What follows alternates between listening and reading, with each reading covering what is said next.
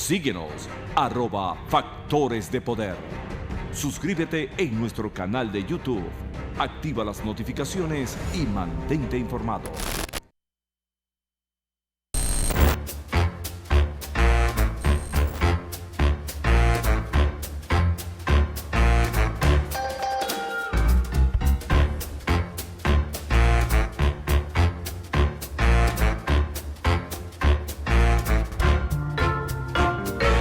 Para nosotros no es una carga.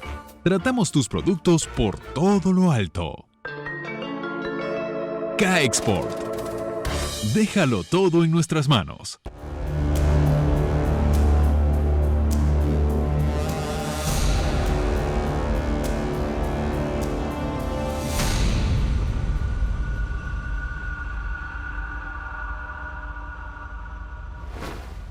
Regresamos con Agárrate y yo te tengo una noticia, una información muy importante, y es que San Ignacio University ya abrió su periodo de inscripciones para sus especialidades en pregrado y las maestrías. Así que revisa bien la página web porque las clases comienzan en enero. Para que tengas tiempo de hacer todo el papeleo, si vives aquí sin visa de estudiante, puedas sacar tu visa de estudiante con el apoyo, por supuesto, de San Ignacio University, y también para que puedas acceder a las oportunidades de financiamiento de las carreras de pregrado y también las maestrías. Pero apúrate, porque el papeleo se tarda un poquitico y las clases comienzan en enero.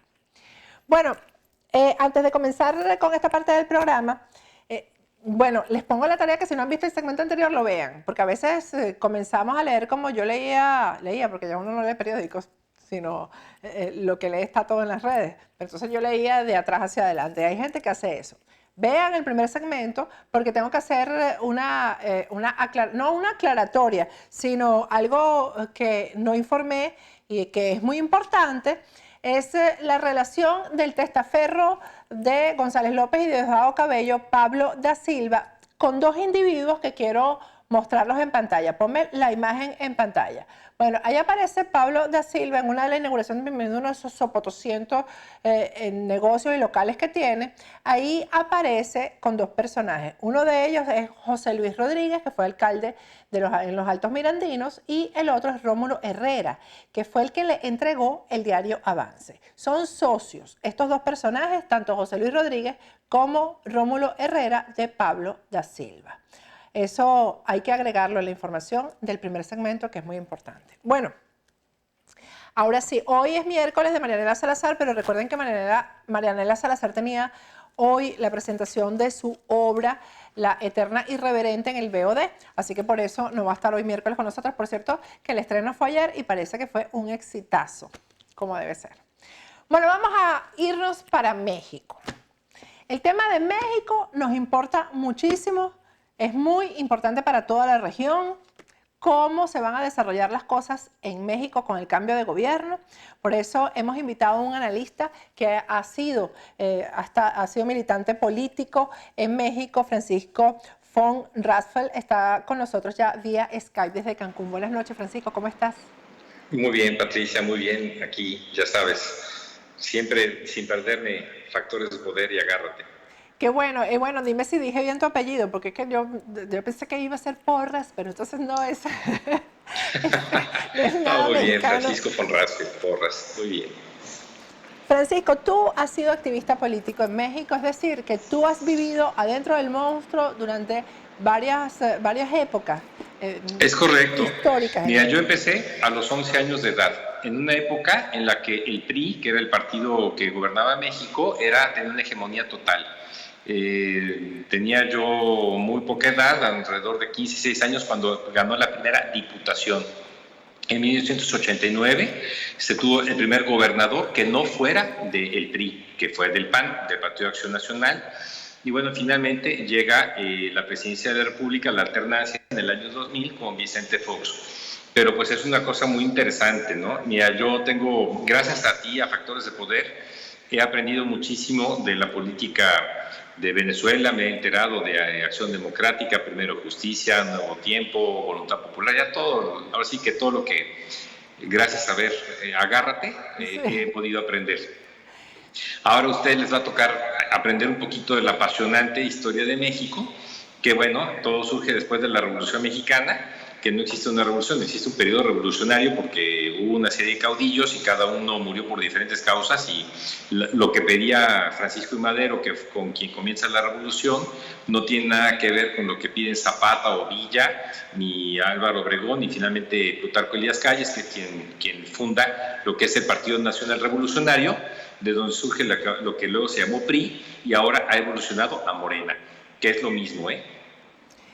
Háblame un poco del pueblo mexicano. ¿Por qué votó por AMLO? ¿Por qué ese voto? Mira, yo creo que como en muchos otros lados hay un cansancio de la gente, un hartazgo de los políticos tradicionales, entre comillas. Ya había tenido su oportunidad en los 70 años, estuvo el PRI como PRI, luego estuvo 12 años en el gobierno del Partido Acción Nacional, y después vino otra vez un regreso del Partido de Revolución Institucional, el PRI, y finalmente la sociedad como que buscó una tercera opción. Lástima que fueron por la peor de todas las opciones que pudo haber habido, ¿verdad? ¿Por qué crees tú eso? Dime tú si los partidos tradicionales no fueron los que produjeron la llegada de AMLO al poder. No, definitivamente sí, pero a ver, lo que pasa es que Andrés Manuel entra con el 86% de los candidatos de Morena eran priistas. De hecho, de los 3 candidatos punteros, el único priista era él. Ni el candidato del PRI era priista, era un candidato externo. El candidato del PAN jamás apareció el PRI. Entonces la gente votó por Andrés Manuel por hartazgo contra el PRI. Y justamente eligieron al más priista de todos, ya más al peor, porque es el que representa el PRI de los 70s y 80s, que es cuando hizo su carrera política, sus inicios, y lo que él, pues finalmente maneja en su propio libro que él escribió, es que para él México se desvió de su camino en el año 83, que es justamente cuando empezamos a enfrentar el populismo que ya existía en México. En México había ya un populismo que se desarrolló en los años 70 y 80. Y hubo aquí una hiperinflación, que no llegamos a los niveles que tiene Venezuela ahora, ¿no? Entonces, justamente hubo que hacer planes de choque. El primero fue el pacto de la solidaridad, el crecimiento económico, el pacto para el crecimiento y el empleo, etcétera, ¿no? O sea, todo lo que ahora van a tener que vivir en Venezuela, pues nosotros ya lo vivimos a inicios de los 80s, a mediados de los 80s. Y lo que este hombre quiere es regresarnos justamente a esa época, la época de los controles de precios, la época de las empresas paraestatales, de las expropiaciones, de la estatización de las empresas, y es hacia donde nos está llevando. Todavía no ha asumido el poder, pero él ha dicho expresamente que ese es su plan de gobierno, ¿no? Claro, no, además eso de que no ha asumido el poder, no ha tomado formalmente la presidencia, pero desde hace más de un mes él es el que está gobernando en este país, eso es un hecho. Tan es así, bueno, el día 1 de octubre entró el nuevo Congreso. En México existen 2 cámaras, la Cámara de Diputados y la Cámara de Senadores. La Cámara de Diputados la componen 500 diputados, la Cámara de Senadores son 64, pero son 128. De estos, para modificar una ley necesitas mayoría simple en las 2 cámaras. Para hacer una reforma constitucional, o sea, es el 50% más 1. Para hacer una reforma constitucional necesitas mayoría calificada. Esta es las 2/3 partes del Congreso. Bueno, Morena tiene las 2/3 partes tanto de la Cámara de Diputados como de la Cámara de Senadores. Cuando hay una reforma constitucional, después de ser aprobado, tiene que haber una Cámara de Origen y una Cámara Revisora. Tiene que pasar a ser aprobado por la mitad más 1 de los congresos estatales. Son 32 estados en México, o sea, serían 17 estados, 17 congresos locales. Él controla 21. Entonces, en pocas sencillas palabras, estamos en el peor escenario que cualquier demócrata hubiera podido prever en México, ¿no? Tiene el control completo de la Cámara de Diputados, la Cámara de Senadores y la mayoría de los congresos locales. Y por separar, fuera poco, ya tiene doblegado prácticamente a lo que es el Poder Judicial. Ha habido un ataque sistemático contra el Poder Judicial, les van a bajar sueldos y demás, y lo que van a hacer es que pues, el que quiera tener un mejor nivel de vida, pues obviamente si está bien con el Poder Ejecutivo, le va a llegar un sobrecito extra, ¿no? Y con eso va a tener completamente controlado lo que es el Poder Judicial. Bueno, que por otro lado, eso es lo más preocupante, Francisco, discúlpame que te interrumpa, ¿no? Porque es Sí, que este es uno de los representantes más acérrimos del Foro de Sao Paulo, López así Obrador. es.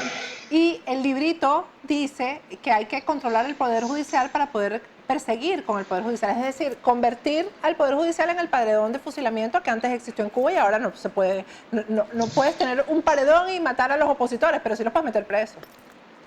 Así es, y lo único que le queda enfrente es el ejército. Y precisamente yo discrepo muchísimo, yo creo que toda esta discusión que ha habido con la decisión que hubo de la supuesta consulta del fin de semana, donde finalmente el lunes anuncia que se va a hacer en lo que es la base militar número 1, realmente no tiene que ver con el tema del aeropuerto, ni con el bajar costos, ni con la corrupción. Lo que quieren realmente es quitarle la capacidad operacional a la base militar más importante del ejército. Por otro lado, ella ha anunciado, le dijo que se iba a llamar Guardia Nacional, te suena el nombre, ¿verdad? Pero ya no le van a llamar Guardia Nacional, van a crear un ejército de paz, porque según él, el ejército y la marina son muy belicosos y dañan los derechos humanos de las personas. Entonces lo que él va a querer es regresarlos a los cuarteles, les va a disminuir el presupuesto, va a ver que se disminuye el número de efectivos, obviamente va a pasar a retiro a todos los mandos que le puedan generar algún conflicto. Yo me imagino que a través de los asesores cubanos y venezolanos van a detectar entre los jóvenes oficiales quiénes de ellos son más propensos a simplemente recibir órdenes y plegarse a lo que él diga, y entonces eso los promoverá para que sean los nuevos líderes dentro del ejército. O sea, el camino que ya conoces. Ahí no habrá una reacción, por ejemplo, del ejército con respecto a eso, ¿no? Va a haber quizás un... No, el ejército mexicano es sumamente institucional y como siempre, un golpe de estado continuado, como el que ustedes viven, inicia obviamente sin declararlo. Vaya, si tú declaras un golpe de estado, la gente brinca, ¿verdad? Yo creo que muchas cosas que va a hacer, no las va a hacer ahora. Va a ir haciendo las cosas muy poco a poco y cuando haya las condiciones, entonces se empezará a meter otro tipo de medidas que por supuesto hoy no reconocería. Por ejemplo, en mayo de este año, durante las elecciones, tuvo una reunión con la Confederación Patronal de la República Mexicana, la Coparmex. En ella expresamente se le preguntó del tema del aeropuerto, que si se hiciera 100% con recursos privados, él lo cancelaría y dijo que no. Bueno, hay la propuesta de los empresarios del sector privado de ejecutar al 100% el aeropuerto con los propios ingresos, y ya dijo que no. O sea, el tema no es un tema de eso. Además, simplemente por el monto de la deuda de México y por la devaluación que se originó en los mercados el día de ayer, ya eso costó más que lo que hubiera costado todo el aeropuerto, el nuevo aeropuerto que él habla que es una obra faraónica, extremadamente ostentosa y demás. Bueno, salía más barato que lo que ayer ya perdió México y todos los mexicanos en impuestos que vamos a tener que pagar de incremento de intereses de la deuda mexicana. Vamos a ir a un corte, Francisco, y al regreso quiero que me hables de los partidos de oposición. Sí. Si hay quien se oponga a todo esto, porque obviamente ya el ejemplo de Venezuela está ahí. Este ha sido el único país que no se asustó, por decirlo de alguna manera, con ser otra Venezuela, sino que más bien votó a favor del manual del socialismo del siglo XXI, el Foro de Sao Paulo, etcétera. Y que me digas cuál es el ambiente con respecto a la visita de Maduro, porque tengo entendido que hay un sector incluso de intelectuales que se está oponiendo y que le está pidiendo Por supuesto. a Claro. López Obrador que suspenda ¿cómo se llama? La invitación que le hicieron a Maduro. Al regreso vamos a conversar sobre eso con Francisco Fon. Tengo que aprenderme tu apellido. Francisco von Rasfeld. Al regreso continuamos conversando con nuestro analista de México, pero primero quiero recomendarles a las personas que quieren venir a Estados Unidos y tener un estatus migratorio que busquen la certificación laboral y se asesoren con Raúl Sebasco, que es el mejor en certificaciones laborales, porque la certificación laboral te va a llevar muy rápido a una residencia permanente en los Estados Unidos y beneficia no solamente al que la solicita, sino a todo su grupo familiar. En pantalla tienes un número de teléfono de WhatsApp que te puedes comunicar directamente con las oficinas de Raúl Sebasco. Vamos a un corte y al regreso seguimos con el tema de México.